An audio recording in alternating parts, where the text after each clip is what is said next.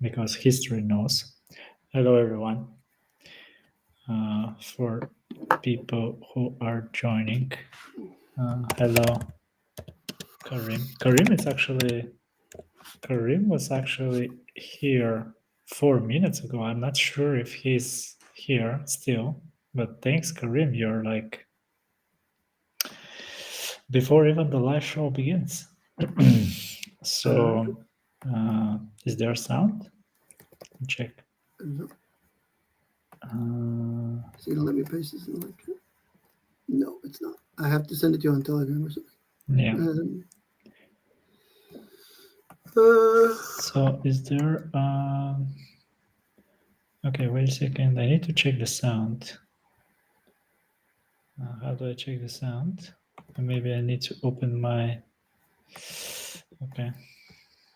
I'm not in front of my usual computer, so sorry, I'm a little bit slow today.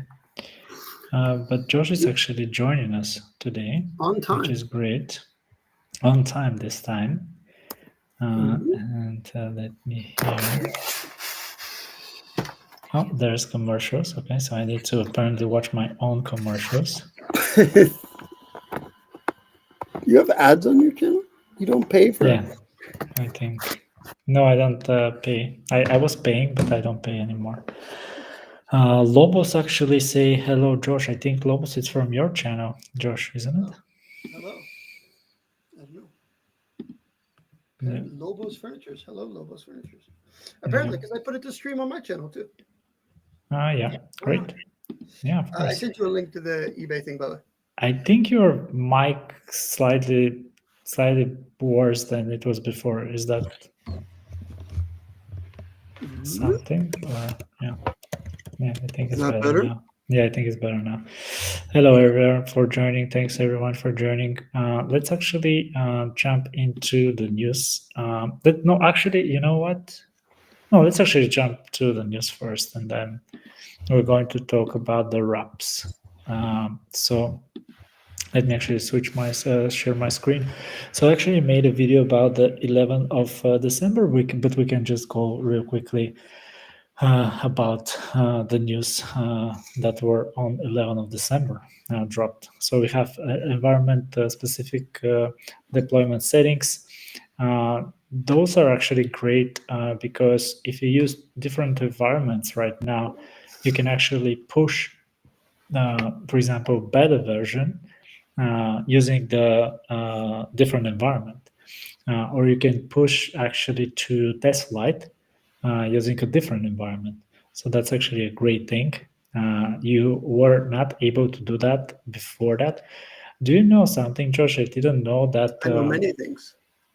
Okay, so do you know that I was thinking that if you create a new environment, you'll be able to use the same Firebase as backend for both environments. So, for example, if you have production and let's say developer environment, I was thinking you can use the same Firebase database, but apparently you cannot use it because why would you want to though? The whole point is to have a different Firebase backend. Yeah, that's true, but sometimes you want to use the same backend, isn't it? No. Or no? No. The whole point is the whole thing we were complaining about and wanting the environments for, so we could use a different Firebase backend. Yeah, that's true. But maybe if I want to use the same, there is no option to use. You just want the opposite. Okay, so Karim, any update about the payment confirmation or best solution until now? I'm not really sure what Karim question is. Any update about the payment confirmations or best solution to? I'm not, Karim, if you can tell us more about your question, that would be great, because I really don't know exactly what you mean by that. Stripe payment confirmations. Yeah, let us know if that is what you're asking. And Mr.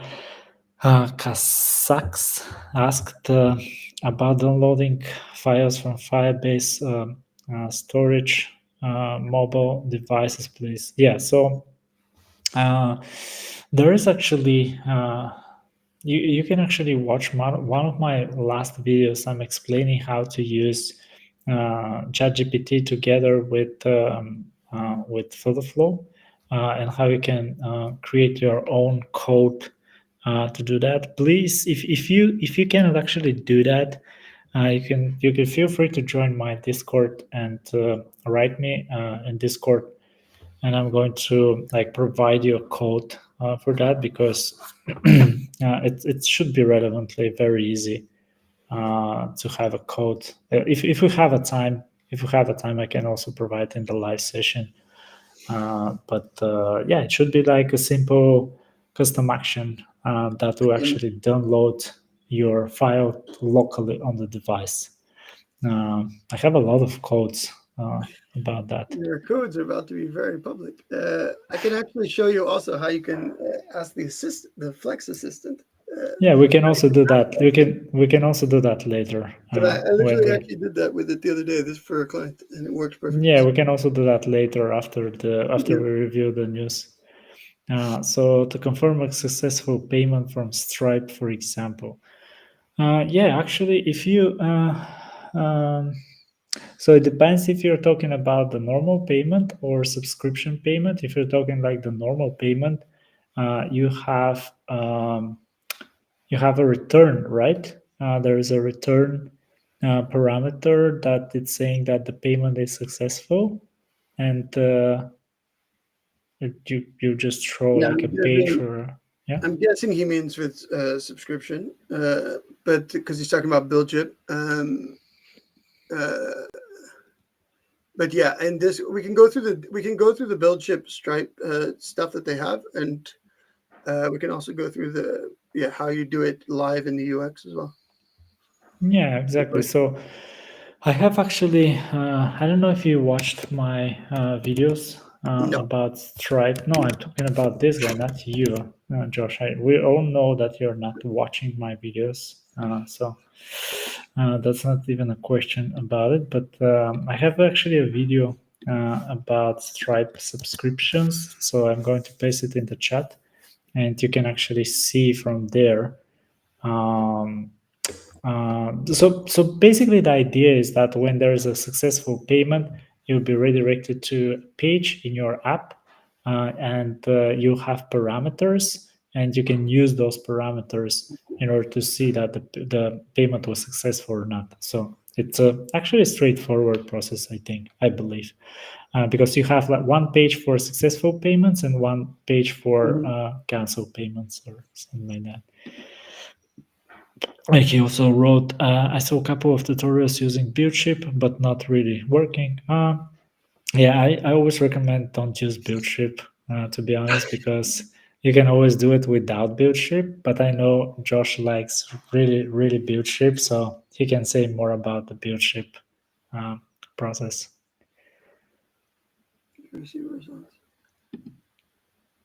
And yeah, it says Mr. says thanks. I'm going to join Discord. Great. And Ismail said the return URL not redirecting the iOS app, but Android it redirects.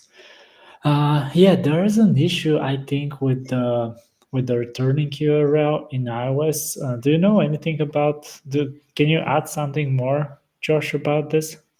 I mean, to the return URL. I mean, it works for me. But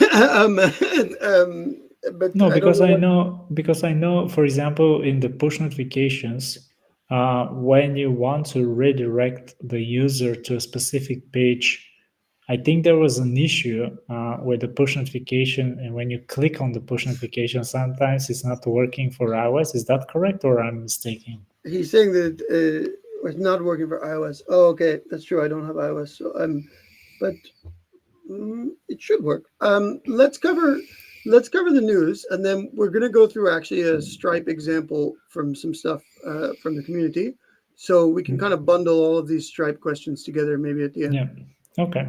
But usually, if the iOS link does not work, I actually strongly recommend you to use deep linking. I actually, in my first videos, I used dynamic links, which now I see that this is a mistake. This was a mistake. The reason I'm saying that is because, first of all, dynamic links are used mainly are used when your app is not installed. When your app is installed, you can and you should use actually deep links instead of dynamic links. And deep links should always work and should always work for iOS or Android. Dynamic links, yeah, I can agree that maybe they're not working on iOS, but deep links should work. So my suggestion and my recommendation is try the deep link for iOS, and it should work. And the last question that we have currently, it's for now you can just launch a URL to pay from FlutterFlow, but you need API to receive a response. I'm not sure what he I means don't by know. I that. have to say, like the Stripe payments are like one of the things that I find. We can go through the basic setup, but I mean, it's one of the things that I've been using now on like Flexverse platform, taking payments with it for 2 years now or whatever, and it really works pretty reliably. But we can go through it. But you shouldn't need to do anything unless you're doing something like a Stripe Connect where you're splitting the payment, or obviously for subscriptions. But for just basic checkout payments, it should work on all devices really pretty well. So we can go over that. But Yeah. Okay. So let's move to the news. If we have more questions, we're going to the questions in the meantime. So ability to submit libraries to marketplace. That's something new, actually. I have submitted some items to the marketplace. Josh has submitted some items to the marketplace. But Josh, have you submitted actually a libraries or just a normal? it was a. So it's we submitted a mixed panel integration. So if you want to track analytics in your app with more detail than with the Google Analytics, which don't tell you very much, if you want to use mixed panel. So we've done a whole like all-in-one kind of plugin that you would just can take and put in your app, but it's not used as a library. It's like a bunch of different custom codes that you have to copy and paste into your app. Yeah. So what's new actually is that you can now submit libraries. So if you go to the marketplace, which is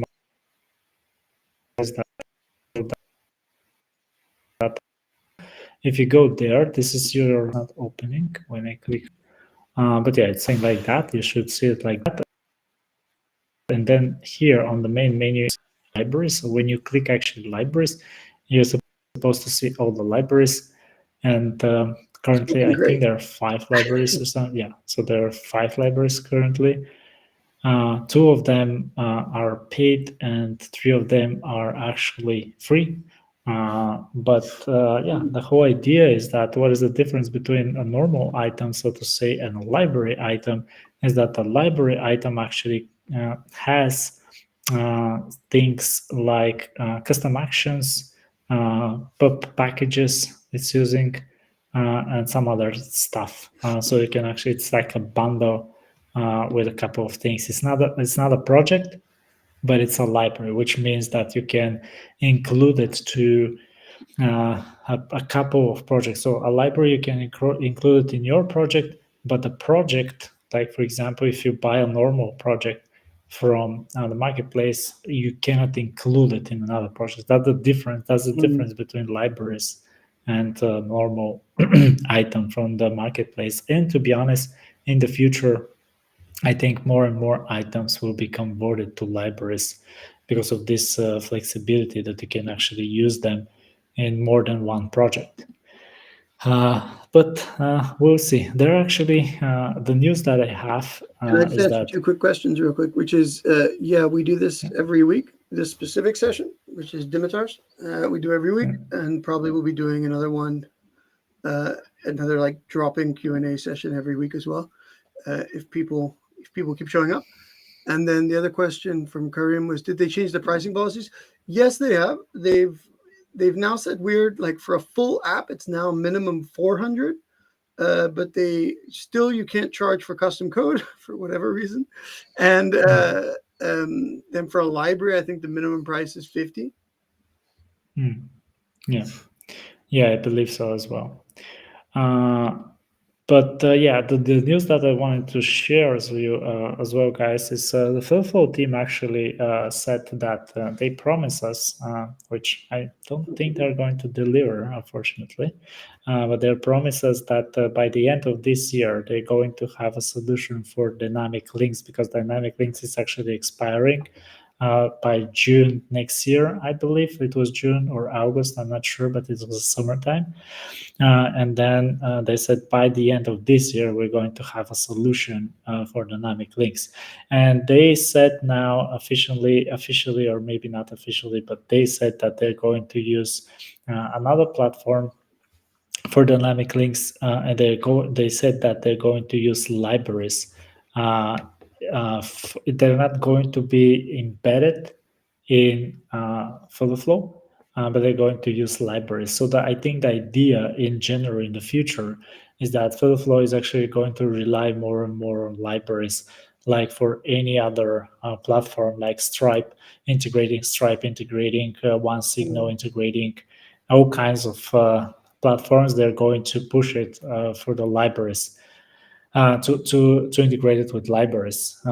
And the idea that they're saying is because they hope in the future, they're saying that, I'm not sure if that is going to happen, but they said that they hope that those platforms were going to manage those libraries, or the community were actually going to manage those We're going to libraries. get free T-shirts for managing it. Yeah, let's see. Is there going to be the integrations team? Yeah, exactly. So let's see what is going to happen, but that is actually the current plan. Okay, so let's move on to updates to VS Code extension. Have any of you guys actually is using VS Code? I know Josh is not using, so that's why I'm not asking. But apparently the VS Code actually it's a very good thing. Unfortunately, I'm not using it as well, because the reason I'm not using it is because I'm using my own local run, which I recommend. Josh is not using my local run, which is a bummer. I really don't like that. I'm not using any local run. Yeah, but I really strongly recommend you guys, if you haven't checked my local run, please do. So yeah, that's about the VS Code. If you don't use my local run, at least use the VS Code extension. It's when you're dealing with custom coding in FlutterFlow, it's much better than the one provided in FlutterFlow natively. And then we have support for like filter in Superbase queries. This is if you are a Postgres person like Josh. I think you are not one of those guys. But if you are, the idea is that you can actually use to search for just a part of a word, for example. That's the idea, and you can have like charters that are matching. And so here you can have like the dollar sign that will match any charter, or you can have the underscore that will match a single charter.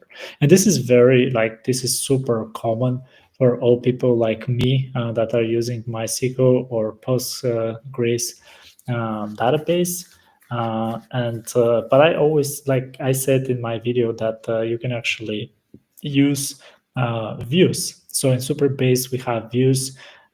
Daniel actually showed us how you can use views in Superbase. I made a video about that in my channel as well.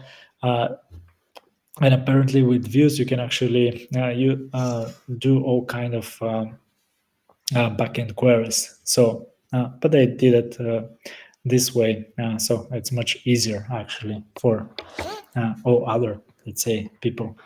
And they have this on data change. Josh, do you think you can help me with that? Because last time I did a video about that, I was not able to find where is this action, to be honest. So do you want me to, Well, do you know where I can find it? Well, this is for Superbase. I know where it was for Firebase. So Let's use the same logic and try to find it for Superbase. So for Firebase, it's literally it's an action, no? So it's when you have so it's just on any query that you have. Okay, so it's a widget query, right? Yeah, so you have a query on your widget, either doesn't matter where. Okay, let's add a query on the widget. I'm not sure if I have. I don't have any one. Okay, let's actually go to another project. Or if you have one, you can show I have it one in that I can yours. show you for Firebase. Yeah, let's show in Firebase, and then I'm going to show. Yeah. So for like literally, so Superbase. here I have, this is like the Wait. I haven't shared your screen. Okay, now So it's this shared. is just the page for editing like a business or whatever. And so the first thing we're doing is getting a document, just normal document from reference, but it works with any type of query. And we're getting just the business document. So you're already getting changes in real time, meaning stuff that's hooked up will change in real time. But you can then also set an action here. And if you scroll to the very bottom, you have on data change.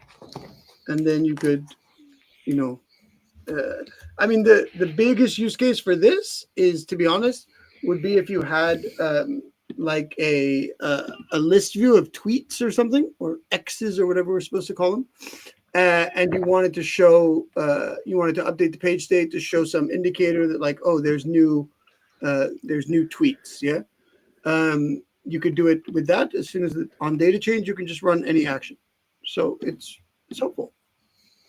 Okay, let's try to see if I can find it in Superbase then. Let's try to share my screen. Okay. So if I go over here to the query, you're saying that if I go to actions and open over here, I should be able to go to the bottom. So you have a query there, yeah? Yeah, I have a query over here, right? Yeah. And a container. Yeah. So I should be able to go to actions on those data containers. change. Unless they lied to you. I guess they lied to you. I don't see it. It doesn't exist. Maybe for Superbase, it's only for what type of query do you have?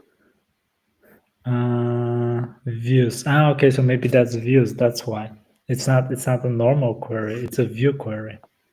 Okay, let's try to use a normal query. Sorry. So it's this one. Let's use task. Doesn't really matter which one I'm going to use. And then click over here and add a new one. It doesn't matter. Only double tap. On double tap. Well, actually, no. You should be able to. Maybe you can't. But it should be. This is a trigger, right? Maybe you have to delete the on tap. Or maybe don't do it on the button. Can I do it on the button? I don't think so, right? I don't know. Try. No, I don't think so. It should be on a list view or something like that. I mean, with Firebase, it works on anything. Really? Okay, let's see. I'm going to add a list view right now. I'm going is to your query real time? It's not a single time query, right? Because it won't work. It's yeah, you're right. Wait. Taking full credit for that. Streaming queries are not supported for version 1. Ooh, Superbase is so awesome. Just love it. No, wait. I have to just upgrade it. So I have to go to Superbase and just don't say use version 1. I don't want to use version 1. 25 errors. No, it's just working out of the box, man. Okay, so now it should work. Yes, confirm. Great. So now I should be able to have it on data change. on data change. Yeah, great. So what about a button? I'm just curious. It'll work on anything. If I have, yeah, I'm just curious if it's going to work on a button. So let's go over here, task, and then on data change. Yeah, it works. You're right. Great. So this is how it works, apparently. I'm curious, by the way, in the news, is one of the things in the news about the on dispose? Where is that? It's for components. I'm not sure if it's in the news or not. We'll see. If it's not there, we'll talk about it afterwards. Yeah. Okay. So we have a custom redirect URL in Superbase reset password. We actually had, I think we had a question, right? We had some questions. So let's actually go to the questions meantime. So the extension with cursor is a great combination to use AI to create and edit custom code. Yeah, that's right. I agree with that. I actually don't use cursor. I'm not a fan of cursor. I use what I use. I use Clyde. Was it Clyde? What is Clyde? Cloud. Oh, No. There is another one. It's oh, called fine. Clyde. I think or Klein. I think Klein was the name of it. Yeah, it's an extension for VS Code. It's a free one, and you can use it with any LLM model out there. So yeah, you can check it out. I can probably give you a link to Oh, it this is where you if make you want to. money. Yeah, if I have a referral, unfortunately I don't have. On data change, if you have a widget query on your page, then you can get the data page and the page actions. Great. And then Ismail said, "Do you think FlutterFlow in future provides a way to secure super base integrations as now it's not in environment, so it can be found easily and seen in the app if they compiled?" Yeah, actually, that's a good question. I don't think actually my answer to this question will be no. I don't think that this will be available in the future. I think it's the same for Firebase as well, to be honest. I will actually argue that Firebase is actually the security for Firebase is even weaker. It's even weaker than the Superbase one. I can argue for that as well. And when you say decompile, Yeah, I what does don't that think mean? that that means that to decompile the APK, you can actually decompile it and then get. But shouldn't all the code be obfuscated? It should, but you can actually use techniques that are. I'm not going to talk about them. There are actually guys that talked about them. I mean, this is internet. Everyone has access to YouTube, and you can just write APK decompile probably, and you get like a bunch of videos how you can do that. But yeah, it's like literally there was a guy actually. I saw a video that he was explaining how you can use FlutterFlow, create the APK that is created by FlutterFlow, and you can decompile the APK, and you can get actually all the tokens from the API that you have, which is a huge, actually, this is a huge Yeah, security risk. And actually, I don't know if you know, I just knew that like recently that it's super easy to get any APK of any app that you yeah, have installed, yeah, in Android, and it's super easy. Actually, it's yeah. super easy. Like I'm APK not going. mirror or something. Yeah. Yeah, I'm not going to say how, but like I said Oh, again, whoops. there is Too internet. late. There is internet. You can actually, with a simple search, you can get that as well. So yeah, like to answer your question, I don't think like if I have to choose which one is more secure, I would still say Superbase is more secure than Firebase. I don't know what you think about that, Josh, but that would be my answer. Yeah, I mean, I'm trying to think if your private keys are stored at Firebase, where they're stored. But I don't know. I've never tried. I have to admit, I've never tried to decompile an app. I actually didn't know. Actually, didn't know you could do that. I thought that the code was obfuscated. Blah blah blah blah blah. I was happier not knowing that you could decompile an app. But I'm wondering if you. What about the stuff that's stored in your app state persistent storage? That is If surely if that is using if the keychain, though, right?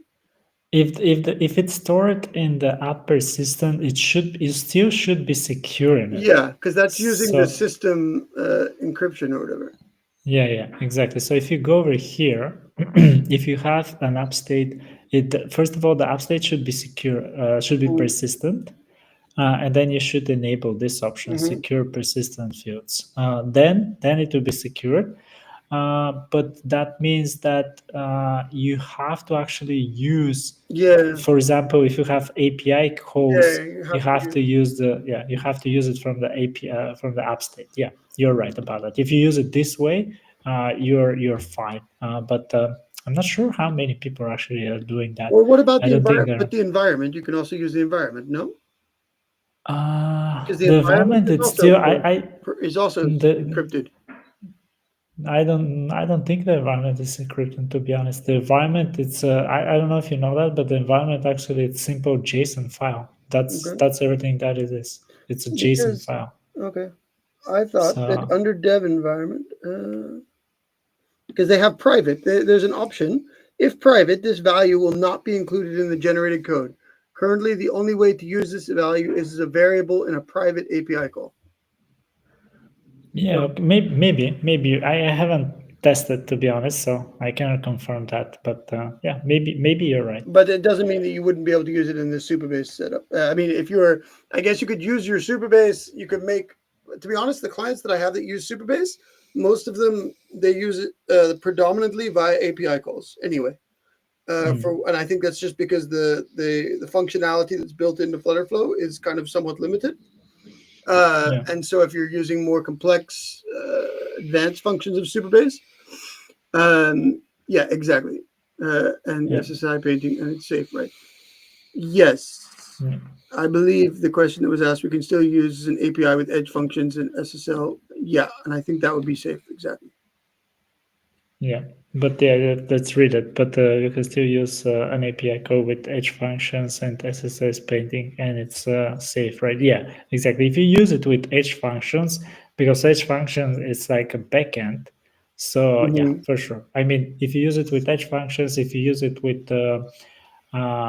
cloud functions, in Yeah. if you're using Firebase, you can even. I think you can even use it. I mean, I don't think, but I know that you can even use it with Buildship, for example, Mm-hmm. or Xano, or any Mm-hmm. like make.com Mm-hmm. or Zapier or wherever you want to. You can still use it. Like you can Yeah. fire your API calls using Exactly. those. Yeah, I mean, if someone hack your profile, of course you're like screwed. If you get hacked, it's a good But problem to have. yeah, yeah, yeah, I agree.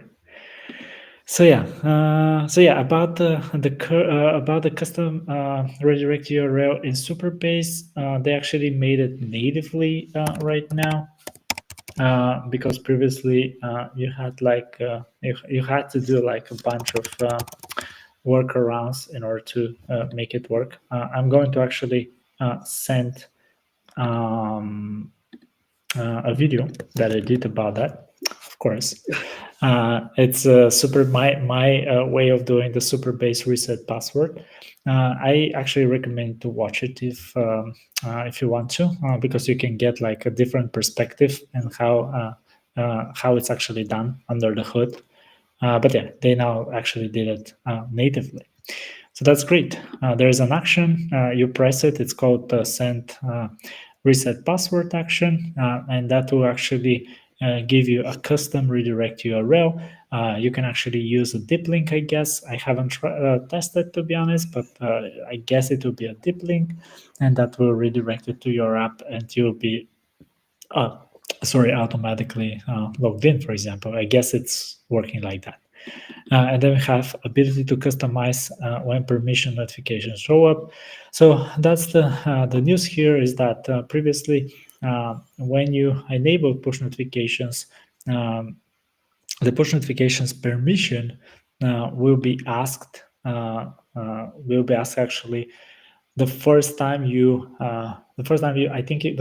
log in to the app, you'll be automatically asked to enable push Mm-hmm. notification, which is not a good experience, because if you have like onboarding process or something like that, it's not a good experience. Now you can actually disable it. By default, it will be still enabled, which is a little bit weird for me, but they decided like that.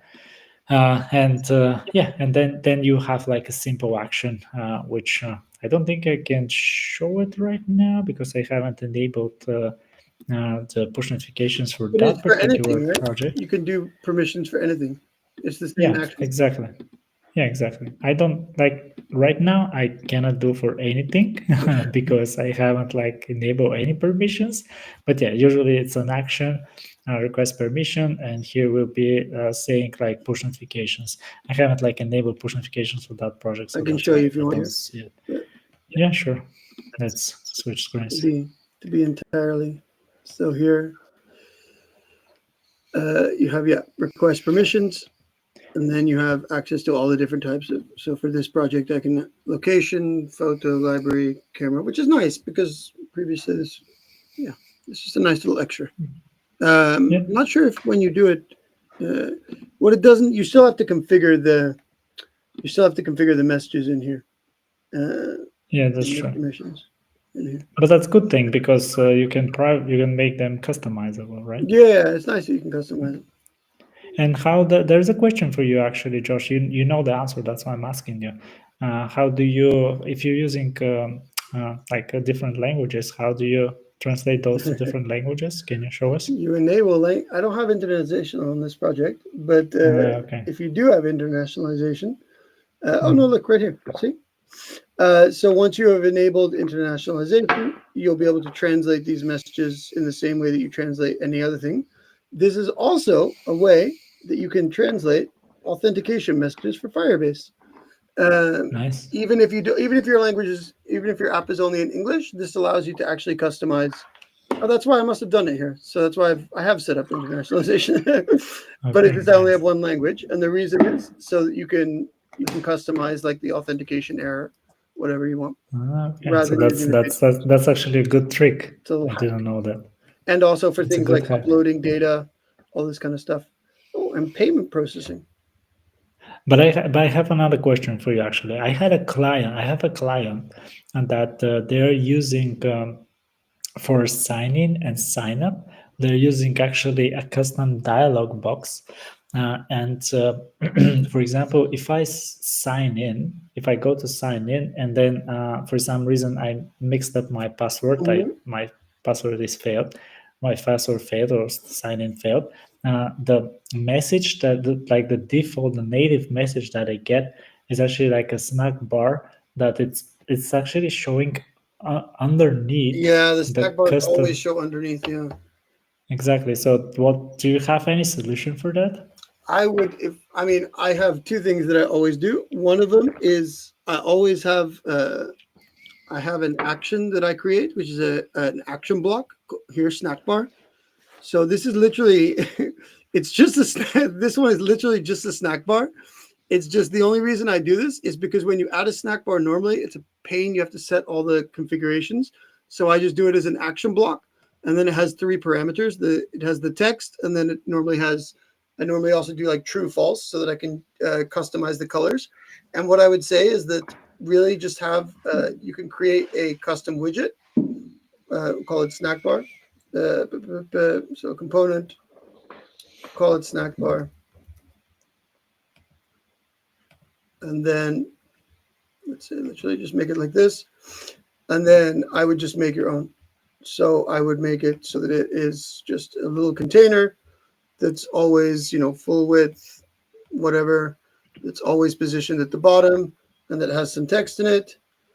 Uh, and I would literally just make. I would make your own snack bars because that way they will show. You can then show them with rather than if you were going to show a snack bar. So let's say some I don't know, login page or whatever. Um, view business. So let's say I wanted somewhere. Where can I add a snack bar here? If I wanted to show a snack bar, I would instead do a custom dialog on tap. Oops. To show the snack bar. Exactly. But Rather than using, and that way it will show up above your other stuff. what about I'm talking here about the native snack bars that appear when you, for example, have the wrong password. They're appearing from like natively If from you have a custom one, it'll show up above that, so they'll never see the native one. For starting, but how do you, maybe I'm not like a Firebase expert like you. How do you know that the password is wrong, man? well, you This should be message is coming validating it. You should be directly. checking it beforehand. I mean, it depends whether you're talking about like for If you're talking about, like, for instance, on this, let's talk about sign in, for example. Yeah. So, I mean, obviously on this, you should be validating this before the user ever, to make sure that it's, you can either validate. You mean before the user click like Yeah, sign before in they even to... continue. So you can see here, I'm here I'm checking if is terms accepted. This is where I find out I haven't set it up. And if you're my client, you can get angry at me. But okay, so I guess I have no validation on this. There should be validation on this.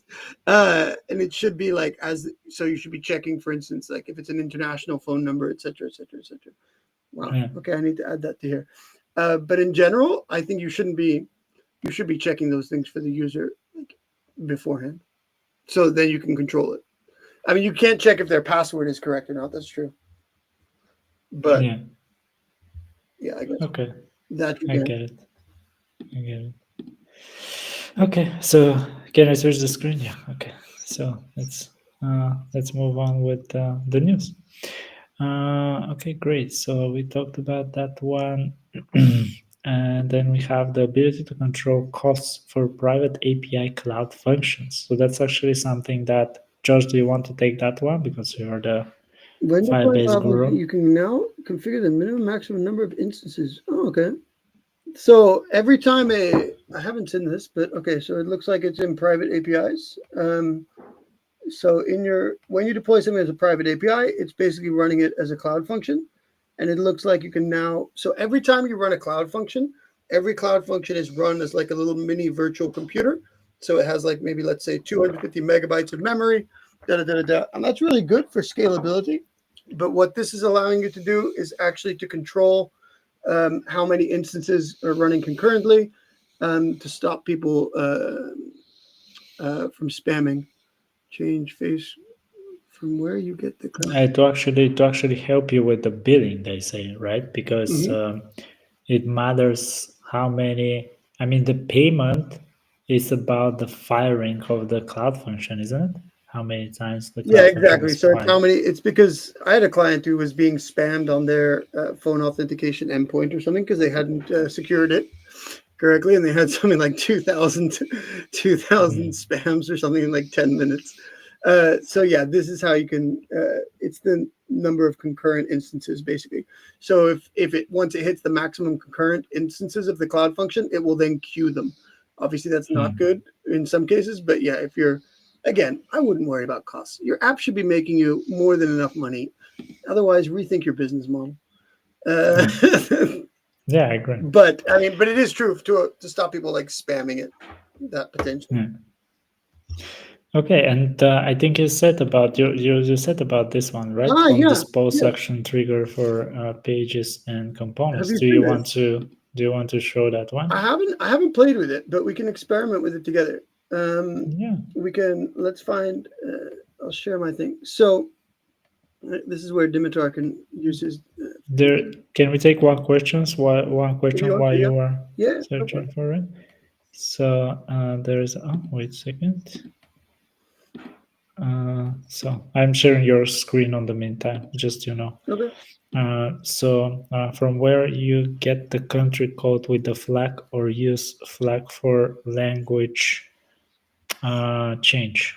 So this is a question from Karim. I can actually show you that. So this is the simplest way to do it. Don't laugh at me. This is the simplest way to do it. The simplest way to do it is literally with like 3 custom functions. So for the most time, I'm not using image. You can get flag. It's called something like flag country API or something like that.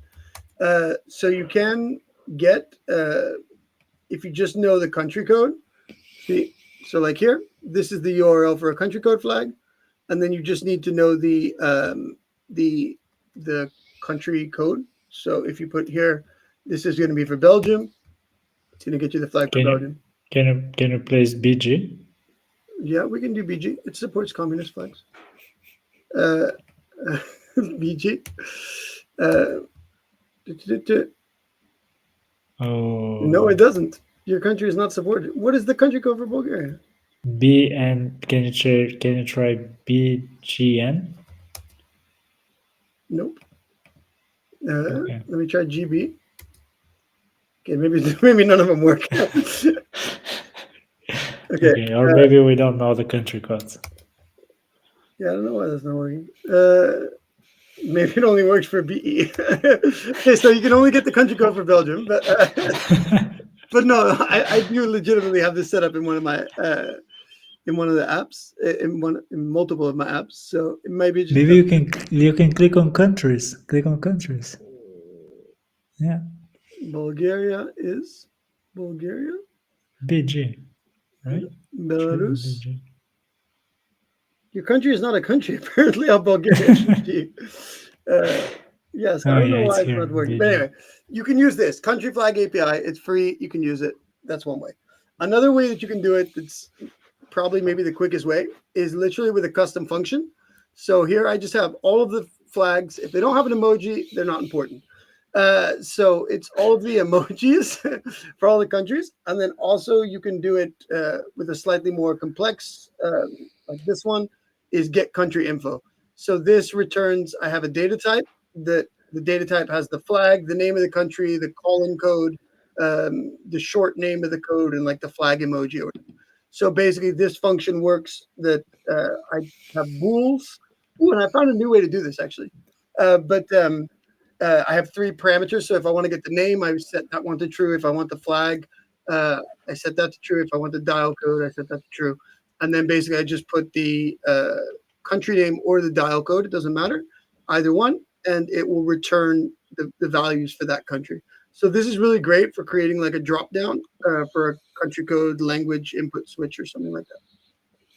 Yeah, great. Yeah, I'll actually do it the same way that you're doing. So I mean, you can. There are like obviously there are packages and stuff that do this, but like if you just want the absolute quickest, easiest way to do it, it's this. Yeah, I agree. But where did you get that? Where did you get that? My code bitch created it for me. Okay. Yeah, makes sense. Yeah, my code bitch does all my coding for me.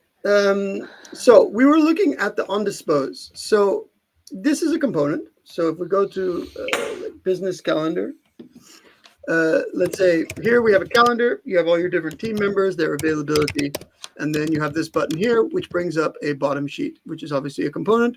And that bottom sheet is going to be to add an appointment. Now, if we go into that component here, we obviously know that for components, add, let's find that component again. Don't laugh at my mess. Add. So let's try this, just this one. Okay, so we can have actions that run on initialization, meaning when a component is first visible, these actions run. And that was always really helpful. But there is now a new thing, which is onDispose. Yeah, exactly. Where do I run that though? Here. Yeah, and it's a new trigger. Yeah, exactly. So you have on shortcut presses, which I don't use nearly as much as I should, but you now have this one, which is onDispose. So this means when the component is no longer visible. This is interesting and handy especially for if you are clicking through a list of something and you want to show like a pop out.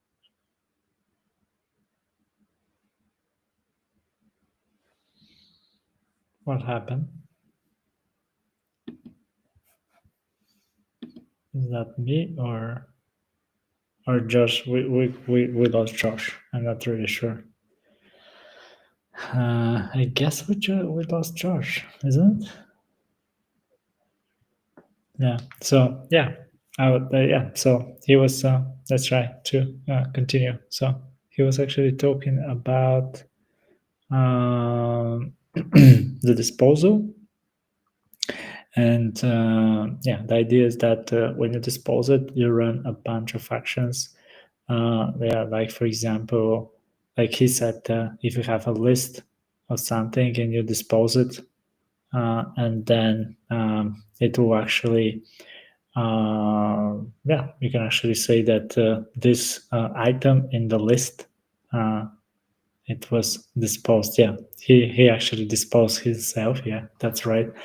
And we should run some bunch of actions now, so I can get the stage and something like that.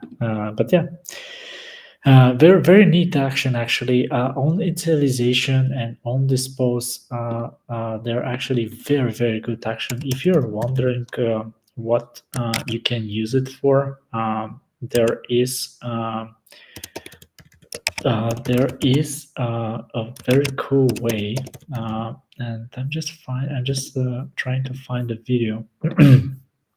In this video, actually, it's called scrolling flow, and in this video, actually, I'm using initialization action to do some all kind of fancy things in a list view. So I recommend you to actually watch it if you haven't already, to just get an idea what you can do on this post or on initialization.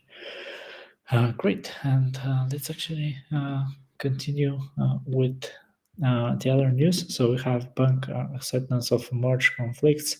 Now you can actually click on that button, which is bug resolve. It's not something that I can probably talk about more. I'm not sure, guys, if you're using the bug action and or Git all branches actually. But yeah, let me know if you actually do. So what else? So now we can actually go to home. So that was everything from the 11th of December, and we can go to 17th of December, which was actually yesterday, and we have the environment specific package name. So now, actually, since yesterday, you're actually able to change the name of the package. And yeah, for example, if you have like production, you can have your main package name. But if you have like, for example, testing or staging or whatever you name your environment, you can actually change your package name. Why this is important? Because if you change your package name, that means that you can literally have like a different app in let's say beta mode for Android. So yeah, it's so it says over here. So let's actually move to Josh. I think he's back. Are you back? My internet just died. Yeah, it's okay. Did you want to continue about the disposal, your I will. Let me examples see if I'm going to try to about the switch back to list? Wi-Fi. I will try. Let me switch. Okay. Okay. So yeah, it says building on last weekend's update environment-specific web and mobile deployment settings, you can now configure the package name for the app per environment. Those features together make it simple to deploy your FlutterFlow app across multiple testing environments, like publishing an unlisted app to the iOS App Store for beta user testing. Okay, so let's actually switch to Josh now. Yeah, Josh. Yes. There must have been a snowflake somewhere in the UK and it shut down my internet temporarily. But I don't know where I got cut off, so I'm just going to continue where I noticed, which is, so where I think this is potentially quite useful is if we go to switch to business here and I go look at through like clients, and when you have like a list like this and you want to be clicking through different profiles. So in this case, I've actually set it up so it works. But obviously this is a component and you could make it so that on dispose, it cleared the text fields or something like that. Because otherwise that's kind of a pain to deal with sometimes. What other use cases can you think of places where you would use that? Dimitar? Sorry, what you're asking? Like where else would you use the on dispose? Yeah, that's actually a good question, because if you, I guess, is a good thing. yeah, because if you have like a custom dialog and you close it, maybe you want to run some kind of actions. Yeah. So, for example, if you want to like change the state, for example, of app state or page state or some kind of variable. Or I like guess. even if like when someone dismisses, like say you had like a multimodal setup, so like this one's come up and then I click cancel and you want to have something come up that's like, did you really want to cancel or something like that? I Yeah, think it'd exactly. be really helpful with that. That's where it's going to be really useful. Yeah, true. Sure. And we have a question from Karim. By the way, they did not release yet the AI capabilities for action. No, it's called actually Magic Cursor. And if you're talking about Magic Cursor, no, they haven't released And the that's a Magic good Cursor. thing. They need to work on it some more. Yeah, I actually, fun fact, I actually have access to Magic Cursor. So I can actually just show you that I really have access to Magic Cursor. I'm not lying. I have access to Magic Cursor, but unfortunately, you're not supposed to show that. no, I can show it, but unfortunately, I cannot show it how it's working because it doesn't work. Well, we don't know. That's the idea. We don't know, and I cannot say much about it. But yeah, I mean, it's logically that they haven't released it yet because they're still like polishing it much. But I would say that for me personally, out of my experience in my testing, it was not. I would say it like that. It was not working the way they show it on the FlutterFlow, the FFDC, right? So they were doing like this when they pressed the demo. Yeah, exactly. So yeah, and then we have Ismail asked one more question: how we can make the list view to load data when user scrolls on fast, not load all the data as an API. So I will actually, to answer that, I would say that normally the list view is actually loading only the data visible on the screen. So that would be my answer. Use list view and not column. What do you think? Yeah, George? I mean, use list view, but I guess there's also like infinity scroll. So infinity scroll is essentially refreshing and getting 25 results at a time. So I think that would be the thing that you're looking for there, is to do an infinity scroll. And then with the infinity scroll, it will load like 25 or 30 at a time. And then as the user scrolls, you'll get more and more data. There are sort of more complex ways you can do it, such as, for instance, you can have an on visibility detector and stuff. But the simplest way would be that way, I would say. Yeah. And then Corinne said because they talk about it in the last FFDC. Yeah. I've also found the page autocomplete has been working worse. A lot of times it just comes back with nothing for me when I try. Really? I don't know why. Yeah. It seems to it doesn't like it if you have like components, I think, on the page, and like tab views. It works best for like a simple page. I'm not using. To be honest, I'm using it like once every week. So and it doesn't work, and I don't use it again for another week. Exactly. But yeah, we have a couple of news more. So control the swipe direction from swipeable stacks. So that's actually very useful, I think, because previously there was not any control, and you can actually swipe it in any direction that you want. Okay. Right now, you should be. You're supposed to be able to swipe it in only the directions that you want. I'm not actually sure. To be honest, I want to test that because I'm not sure if you can have multiple directions, because what I can see from the image is that you can only select only one direction, which I don't think it's ideal. Probably you want more than one direction. Okay, for some reason this is not working. Let me create a new page over here real quickly. And just want to test that. So swipeable, and now I should be able to go to where exactly? I guess it's in the configuration options for. It should be in the properties, isn't it? Yeah, swipeable properties. So what if I want left and right? I only have the option to have That's on strange. left. Yeah, it is strange. I should be able to have more than like left and Then you right, also have not an only option left. loop, which is new. Swipe the so blank Loop. card offset. Yeah, loop means that if you are Get to at the the bottom, last card yeah. to If you've go gone through to all the the first hotties one. in London, it'll show you more hotties in London. Exactly.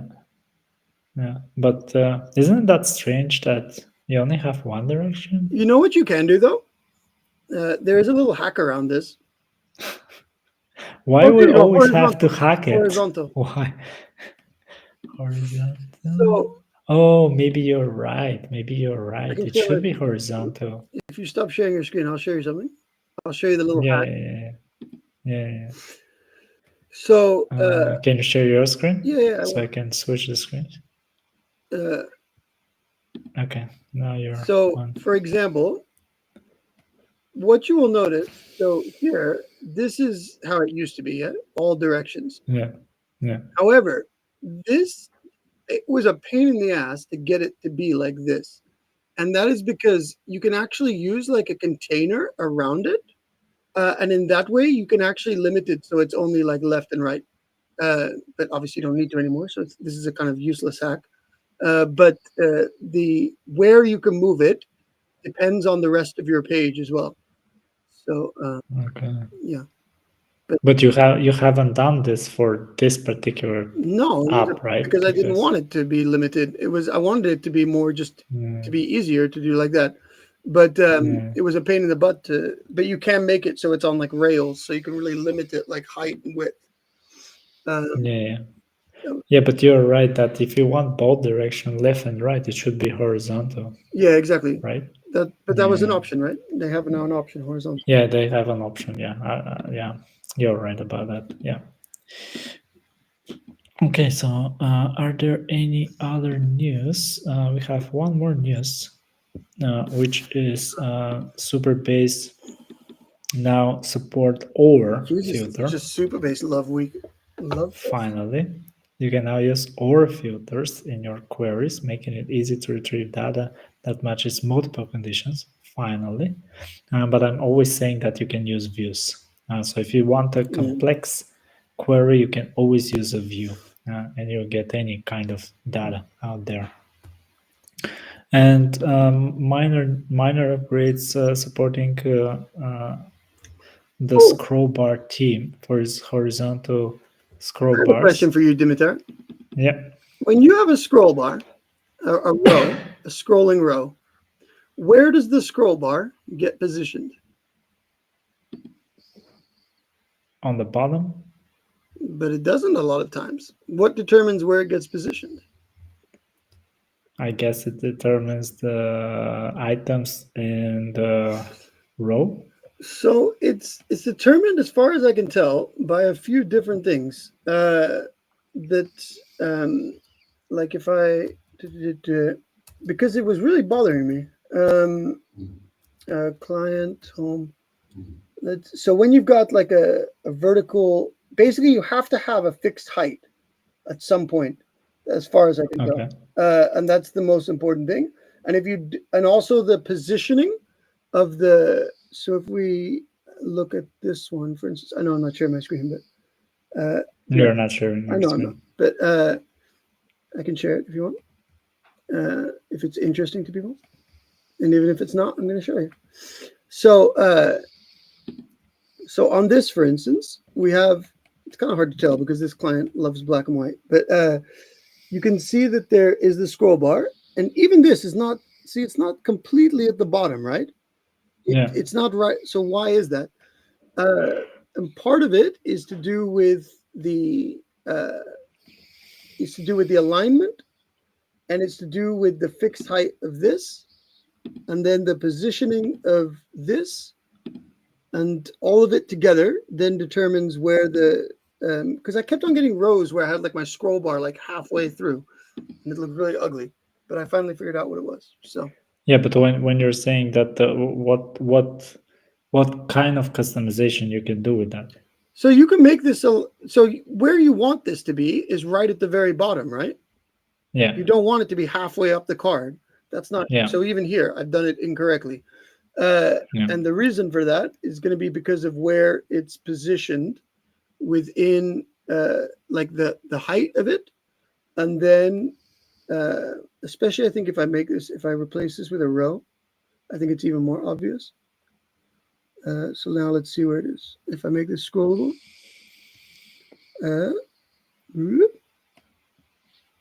so this alignment here impacts it, I believe. Anyway, maybe it's not that interesting. I'll stop sharing. Okay, let's actually wrap it with a wrapper. So let's actually show our wrappers. Should I begin first, Go for it. you want to do? Okay, so let's actually. So apparently, let's actually refresh and start from the beginning. Welcome, Dmitry Klaturov. So apparently, you can view your wrapper if you go to the dashboard. We should just go to app that why is moving so fast that I can't stop it, app.FlutterFlow.io, and it should be on the left side, and that will be your wrapper. And it said, welcome Dimitar, so that's my name. What a year has been. We're seeing your hard work and celebrity shine. Now it's time to celebrate you with your wrapper. And it says Code King, you're in top 1%. So I guess 1% is that means that I'm actually in top of 1% of all the users in FlutterFlow using custom code so much. As a code king, each custom function and widget is a testimony to your skills, your digital canvas. Okay, it's moving so fast. I can't read it. Yeah, I don't know why it's going so fast. It's on the auto. Gesture, gesture genius. You're top 1%. I'm not sure what gesture genius means, to be honest. You must be using a lot of like drag and drops, maybe. Drag and drops, probably. Who speaks the language of swipes, taps, and very touches? Sexual. You speak the subtle language of swipes. Clipboard captain. I don't like the clipboard captain because the clipboard captain means that you're probably copy and pasting. No, I think that means you use the copy to clipboard action a lot, right? Yeah, but that's copying and pasting, isn't it? No, it means that. Oh, maybe that's what it means. I assumed it meant you use the copy to clipboard action a lot, not that you actually copy paste shit a lot. Maybe you're right. For some reason, maybe it's my screen size. I'm not sure, but I'm not able to open that. Yeah, it's weird. It's weird that even FlutterFlow can't do responsive design correctly. I swear, I need to give him a tutorial.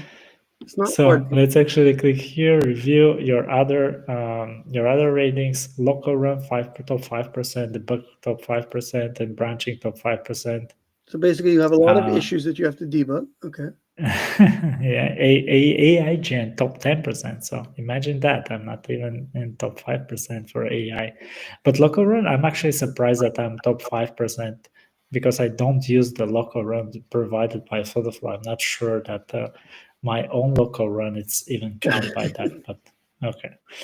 And I have only 10 views, 10 previews, which is normal.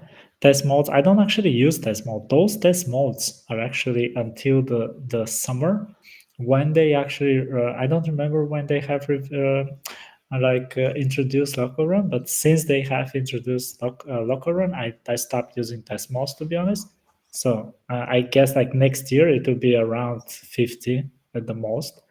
Run modes, I mainly use run modes for my marketplace items because they demand to have a run mode. So that's why I use my run modes. Project count, I'm not sure what that means. How many projects you have now? Or how many projects you created, probably. Yeah, but I don't think I have created 1,000 projects. Yeah, because you create a new one like every time you demo something on like a live stream. Yeah, but that's not like 1,000 projects. Come on. I don't know. That does not sounds right, but okay, maybe. I don't believe that number.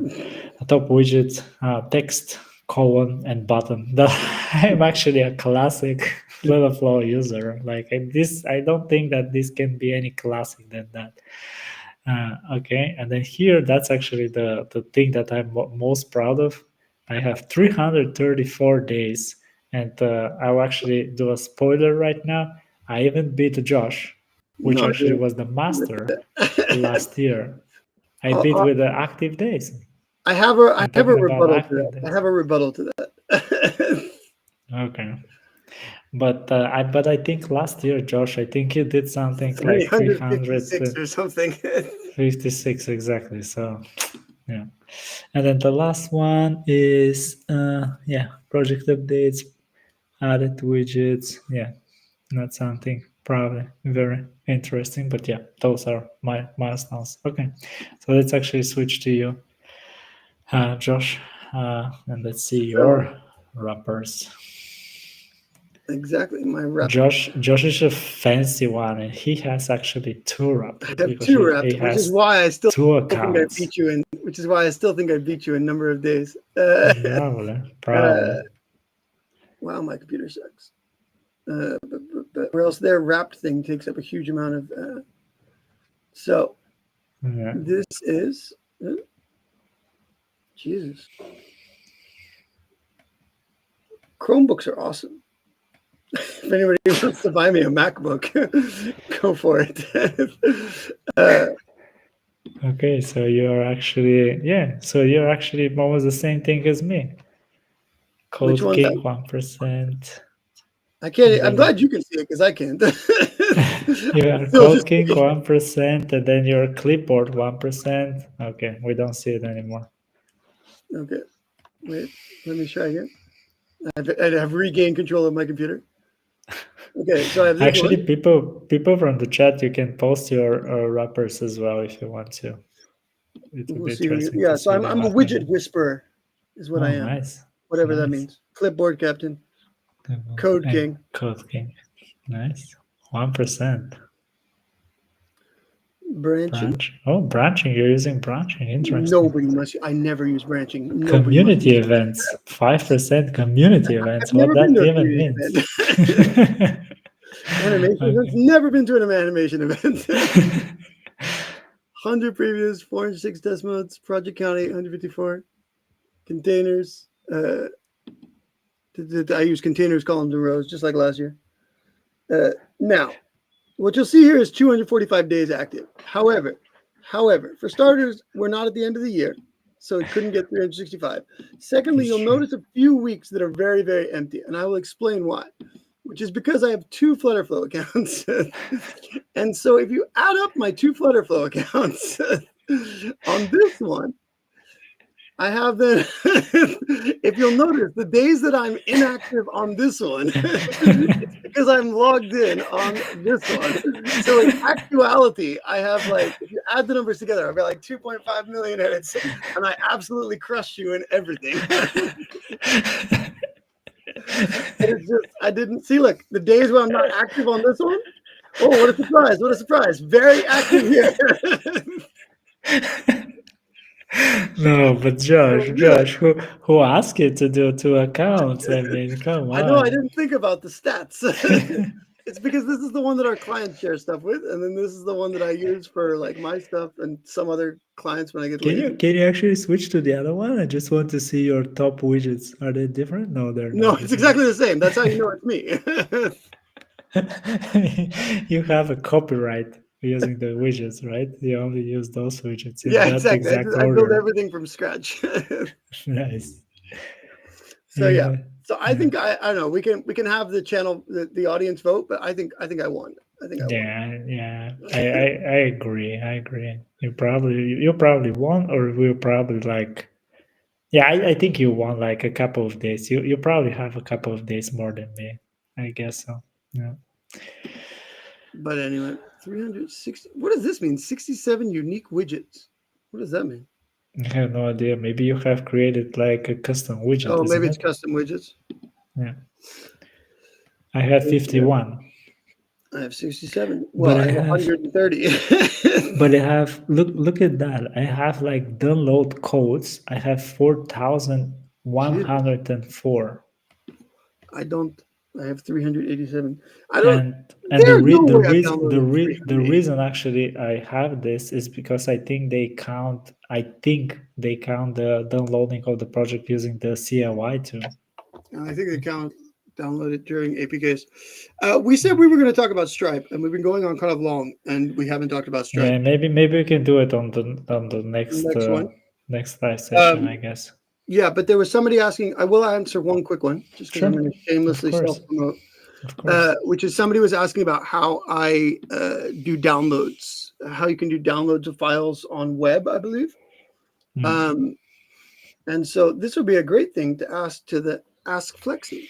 Ask Flexi is our AI assistant launching this weekend, which will allow you to ask all of those questions. It also features all of Dimitar's code that I stole from him, and also all of the kind of, so if you need templates of custom functions, everything for all kinds of different crap is all in a nice code library. You can go in there and you can find the code, and also tutorials about how to use it. You can paste the link in the chat, Josh. I will, but it's not live until this weekend. But yeah, you can go. Sorry. And then you'll also be able to, you can also then, once you find a template you want, if it's not exactly what you want, unlike the FlutterFlow marketplace, you can then talk to Ask Flexi and be able to, how do I customize it? And so to give a little demo of how it works in terms of the actual assistant, we can try to answer that question about, I need to download files from Firebase URLs in my app. You can also use these fancy little buttons. So we could just start with a question. And it's going to keep, it's unlike ChatGPT, it's going to give you lots of suggestions about, like, what do you want to talk about next? So I wanted to ask, but in this case, I know exactly what I'm going to ask. So I need to download Firebase in my app. Blip, blip, blip. And this is trained on all of the FlutterFlow documentation. So when it gives you stuff, unlike ChatGPT, it's actually going to be very useful. And I can look at this and verify that this actually is how you do it. So it's using Dio, which is a package I know, and this works very well. And it's going to give you nicely outputted code. The final version will look nicer than this. I need to fix this so it doesn't display as code, and just makes it so that you can one-click copy paste it. It'll also give you some usage examples, testing, notes, troubleshooting, and then you can ask follow-up questions if you need to, or if you have any problems implementing it. And this will be launching this week. Ask Flexi. Nice. So if you think it's cool, let me know. If you think it sucks, you can tell me. I can take it. Nice. So destroyed. So we can actually next live. Next Wednesday I'll give a proper full demo of it. Yeah, and you can paste the link then. Yes, exactly. Nice. Okay, so thank you very much, Josh, and thank you very much for all the people joining the live session. I hope that this live session was helpful. Next live session, it's actually the holiday, so I'm not sure if we're going to do it. Probably I work Christmas. I don't know about you. I don't have a family. Let's see.